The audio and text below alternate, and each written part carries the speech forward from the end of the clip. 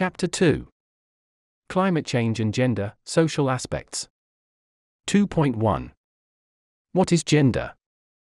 The term gender is generally used to conceptualize the socially and culturally constructed roles of women and men, and relationships, personality traits, attitudes, behaviors, values, relative power, and influence that society attributes to men and women. While sex indicates the physical differences between men and women, gender implies different identities and economic, social, and cultural attributes and opportunities associated with being male or female. These vary across cultures and societies and change over time. Gender differences are interwoven with other differences such as race and ethnicity, class, disability, age, and health status. Social categories are not independent of each other, they overlap and are mutually reinforcing. For each social group, gender constitutes an additional division, which results in more inequalities. The root causes of gender inequalities are unequal power relations between men and women, and social patterns that define and reinforce gender roles. This results in androcentric systems, meaning that the male perspective is predominant while women's identities, attitudes, and behaviors are neglected or seen as deviations from the norm.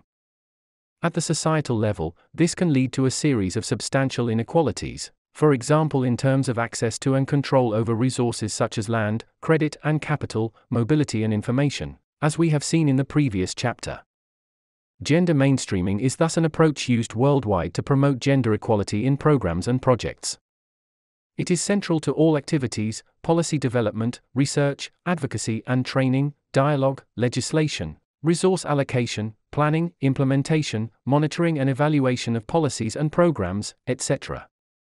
Gender mainstreaming is not an objective per se, but rather a tool for assessing the different implications of planned legislation, policies, and programs for women and men. It ensures that all men and women benefit equally from the results and that inequalities are not perpetuated. Most relevant basic glossary terms. In this guide, we will be using mostly the binary vision of gender. However, it is vital to introduce basic terms when it comes to gender diversity such as 1. Cisgender, CIS. A term to describe people whose gender identity or expression matches the sex they were assigned at birth, as defined by Australia Lesbian Foundation for Justice and Mamar Cash, see above. 2. Gender.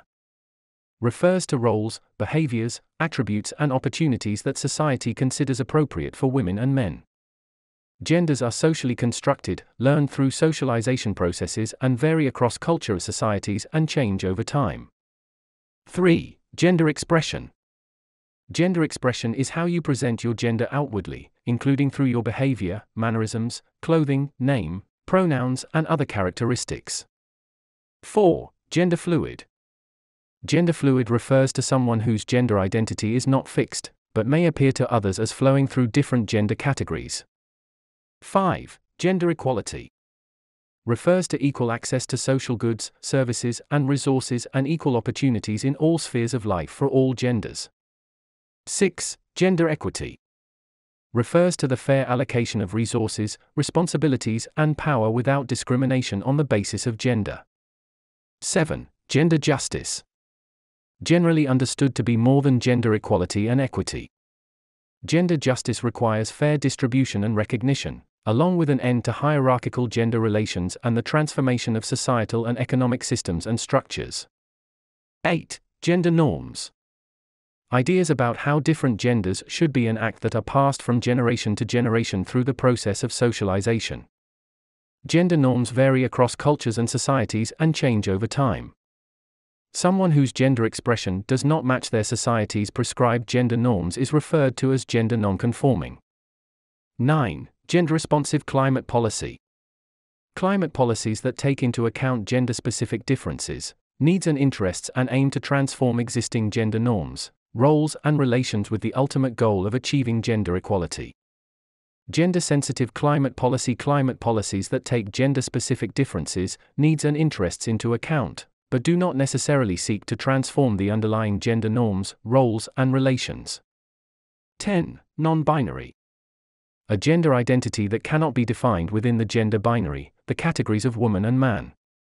Non-binary people understand their gender as either in between or beyond the binary, or they reject the concept of having a gender entirely, as defined by Australia Lesbian Foundation for Justice and Mama Cash. 11. Resilience. The ability of a social or ecological system to absorb disturbances while retaining the same basic structure and ways of functioning, the capacity for self-organization and the capacity to adapt naturally to stress and change, as defined by the IPCC. 12. Transgender, trans. People whose gender identity or expression differs from the sex assigned to them at birth. Some transgender people identify and present themselves as either a man or a woman, others identify with a gender non-conforming or non-binary gender category. Transgender people identify themselves by many different terms, some of which are specific to local cultures, as defined by Australia Lesbian Foundation for Justice and Mama Cash, see above. 13. Queer. Queer is an overarching term describing anyone whose sexual orientation isn't exclusively heterosexual. 14. Vulnerability. The propensity or predisposition to be adversely affected. Vulnerability encompasses a variety of concepts and elements, including sensitivity or susceptibility to harm and lack of capacity to cope and adapt, as defined by the IPCC. 2.2. Gender as a key variable of power inequality in experiencing climate change. Unlike men, women had not gradually developed their individuality in the Western world. Only those belonging to the elites had developed some traits, but the majority of women reproduced the normative model of socialization, passing on an identity, and thus desires to their daughters, specialized in sustaining the bonds within the group. Men, for their part, gradually ceased to be trained in this capacity, specializing instead in the development of formal rational logic. Differentiation was transmitted through their socialization in increasingly divergent forms of identity, which reproduced and reinforced each other. In this way, when upon reaching modernity, women modified the course that had characterized them throughout history and began to individualize themselves, developing specialized functions associated with rational thought and control that had hitherto only been developed by men, they were confronted with a very different social scenario from the one that had welcomed the process of individualization of men, because, unlike men, women had no one who was in charge of guaranteeing them a link with the group, which meant that their individuality could not be based on the fantasy that reason was the only key to security. In this way, women found themselves confronted with a very different situation from that of men because they had to be aware that only by striving to maintain ties could they develop a specialized function, only by giving importance to emotion could they develop reason, only by maintaining relational identity could they develop individualized identity. In the context of gender and climate change, women are often emphasized as a particularly vulnerable group that is strongly affected by the impacts of climate change. While this is a very important fact, it should not be overlooked that other aspects of climate change and climate policy also have gender dimensions, and this is why we should be focusing on 1. Ensuring participation. Recognizing women's roles as educators, caregivers, knowledge holders, and powerful agents of social change positions women to effectively design and implement culturally acceptable interventions, where they are most needed. Women should be empowered as key stakeholders from the outset of any project with the understanding that the combination of scientific data and community knowledge will produce better results. 2. Improving multi-sectoral coordination. Comprehensive strategies are needed to integrate gender vulnerability into climate adaptation and mitigation. Women's health concerns can be integrated into multiple levels of planning, including disaster risk reduction, transportation, water management, infrastructure investment, and agriculture. Public-private partnerships can be leveraged to co-design impactful products and services, such as solar cookstoves and sustainable agricultural practices. Developing mechanisms for regular reporting and analysis of gender dimensions, using common indicators across sectors will increase transparency and cooperation to achieve this cross-cutting goal. 3. Prioritizing education. Investing in skills and capacity building among women will foster leadership and strengthen resilience. Education on the gender-specific health threats of climate change is needed among policymakers, and can be integrated into public health messages. 4. Improving the usefulness of health outcomes data and statistics. There is a great need to improve public health surveillance and data collection in India, and in all low to middle income countries. The collection of high-quality gender disaggregated data will allow for a better understanding of the associations between gender, climate, and health. In addition, health data can be integrated with agricultural, weather and water supply data to identify vulnerable regions and populations, and enable predictive modeling that can inform community interventions. 5. Improving advance planning for disaster risk reduction. A comprehensive assessment of women's and men's assets and vulnerabilities is fundamental to any risk reduction plan.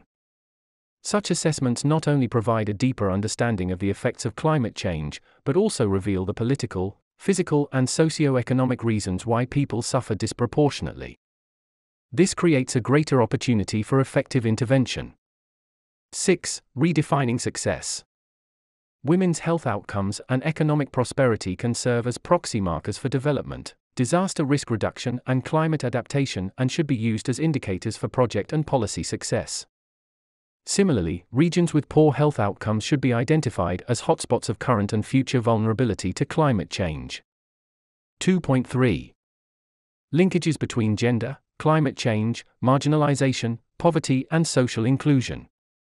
If you are invisible in everyday life, your needs will not be thought of, let alone addressed, in a crisis situation. Humanitarian programs tend to be heteronormative, and can reinforce the patriarchal structure of society if they do not take gender and sexual diversity into account. By addressing structural change, we are advocating and working for equality of all kinds.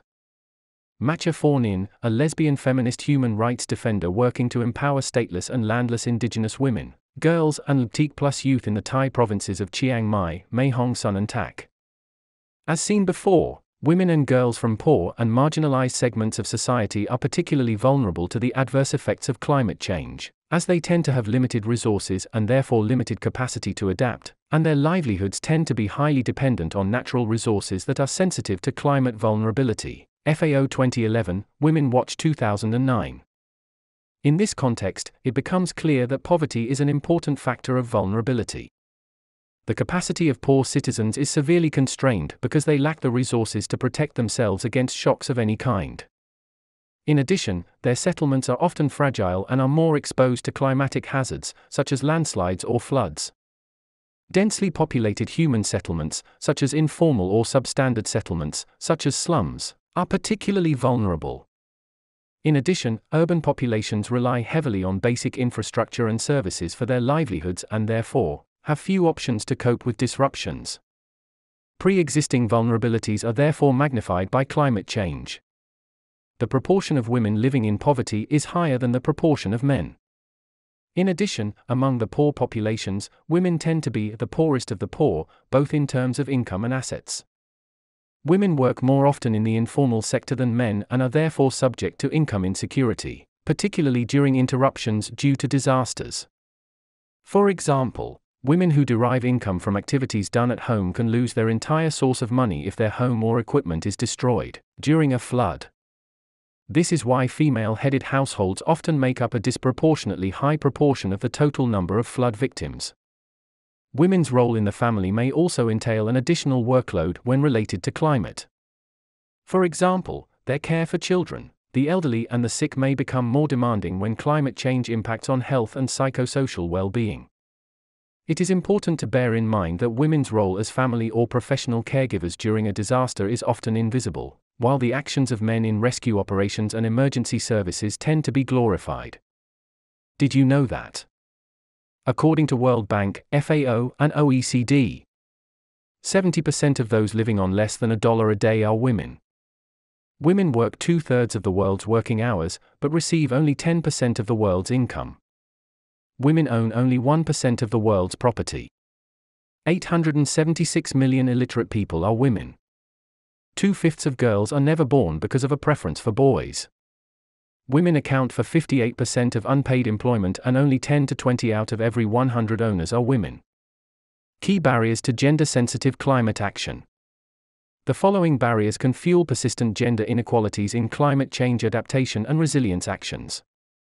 Normative barriers are associated with socio-cultural gender norms, which shape the roles and responsibilities of men and women in public and private spaces.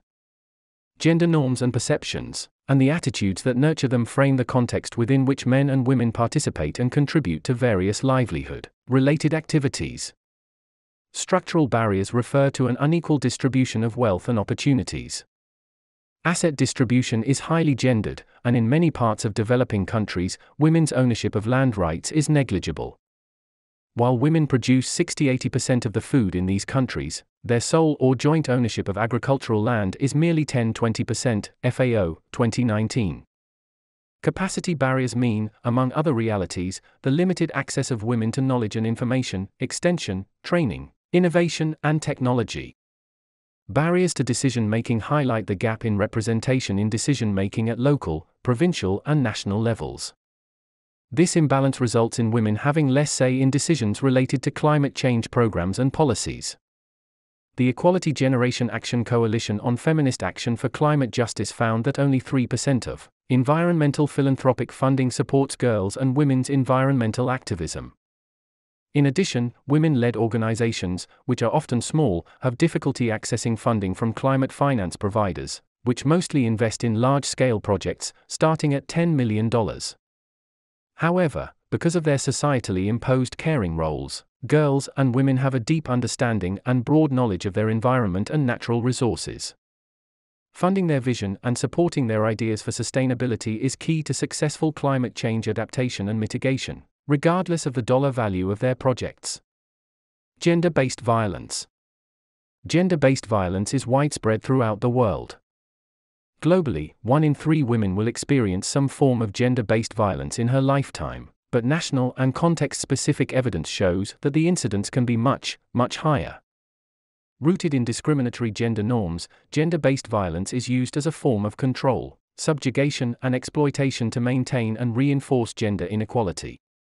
Gender-based violence is a violation of basic rights and has long-term impacts on all aspects of a survivor's life, from health and well-being to public participation and economic and political empowerment. Tactics to silence dissent.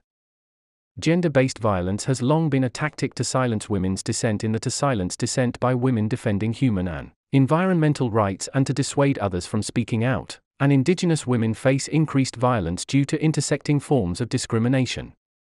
And deter others from speaking out, and Indigenous women face increased violence due to intersecting forms of discrimination. As shown by women community leaders and activists who participated in the latest Resisters Dialogue, these trends of violence, threats and intimidation occur in all countries and contexts. However, this gathering of women defenders also shows a growing system of support and resistance to these trends, and a strengthened network of strong and inspiring women. If sustainability programs do not take into account local gender dynamics and drivers of gender-based violence, interventions may inadvertently exacerbate conditions that contribute to increased violence. Addressing gender-based violence in environment-related contexts and sectors is important for conservation and resilience-focused interventions and advocacy, as well as for the realization of human rights and peace and security.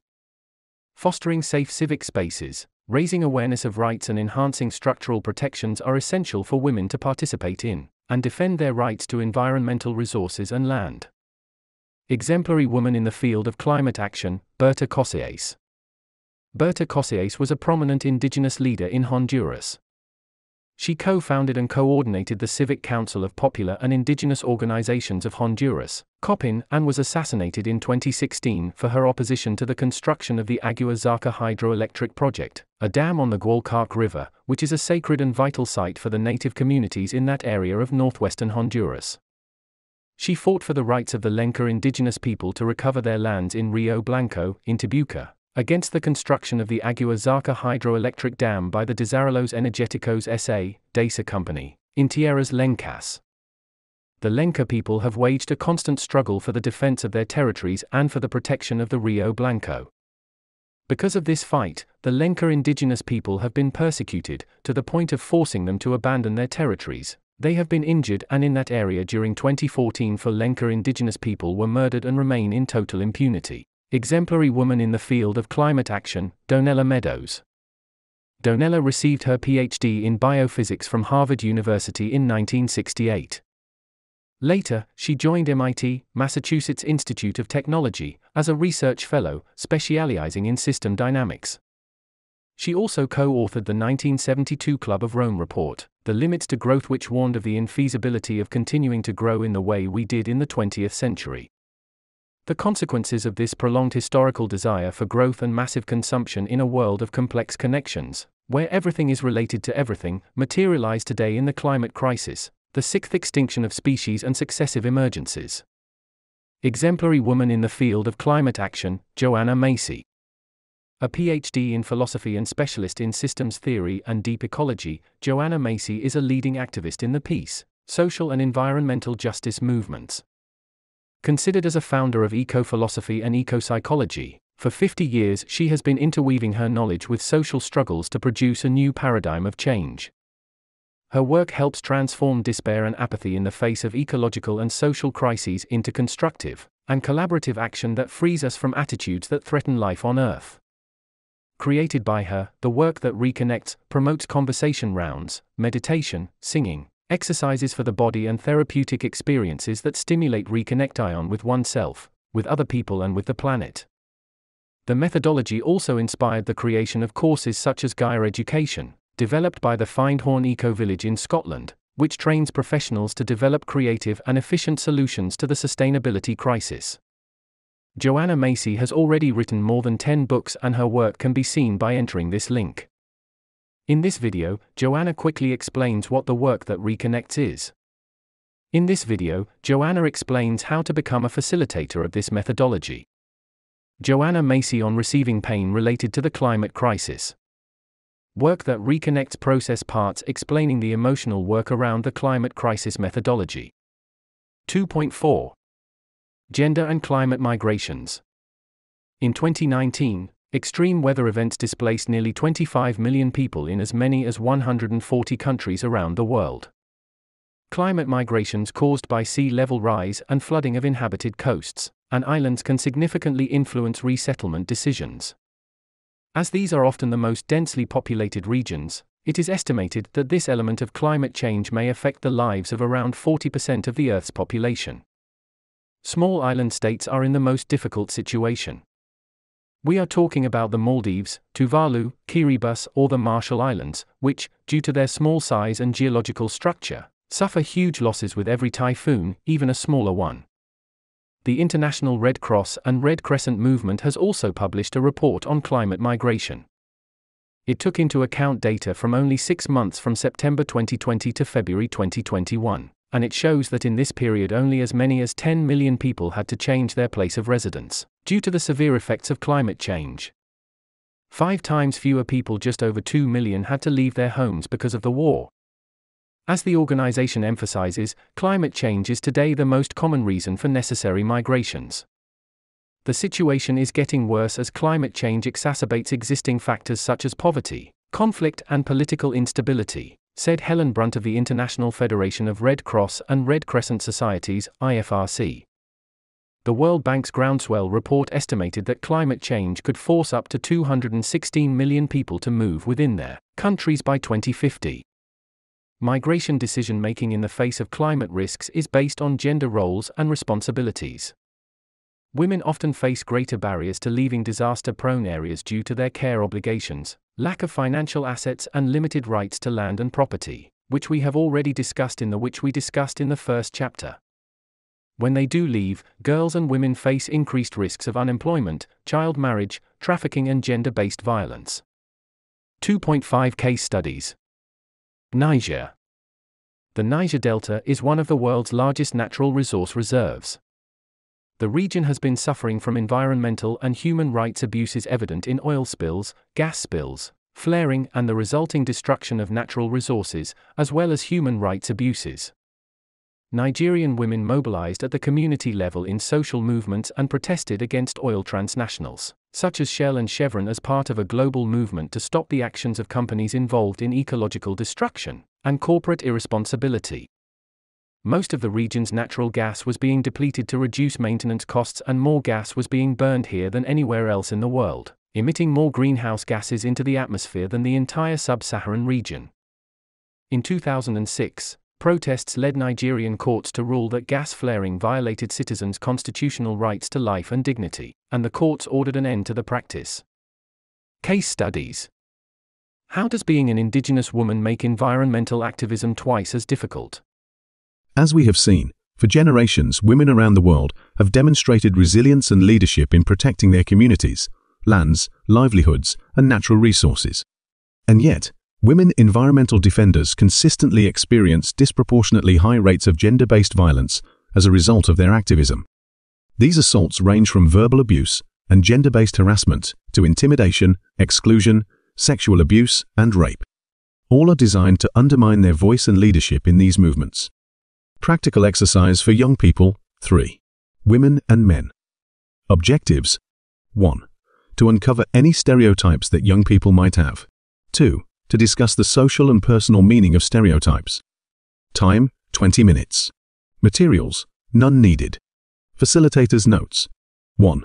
The facilitator asks participants to sit in a circle. 2. The facilitator asks participants to close their eyes and imagine a person of the opposite gender that is well known in society. Participants should imagine the way this person walks, talks, and otherwise expresses themselves. Participants should raise their hands when they have someone in mind. 3. Participants are asked to stand up and move around the room as if they were the person that they were imagining, greeting all of the other people as they go. 4. The facilitator asks people to stop moving and goes around the room placing a hand on each person's shoulder to allow that person to reveal their identity. 5. The facilitator asks participants to return to their identity and their seats. Participants are asked to share their thoughts on the activity with questions such as, did anything surprise you about acting as the other gender? Are there typical ways people act depending on their gender? Practical exercise for young people. 4. Peter and Agnes. Objectives. 1. To explore images and stereotypes that we have of people from different cultures. 2. To explore the difference in our expectations for men and women and for women. Time, 30 minutes.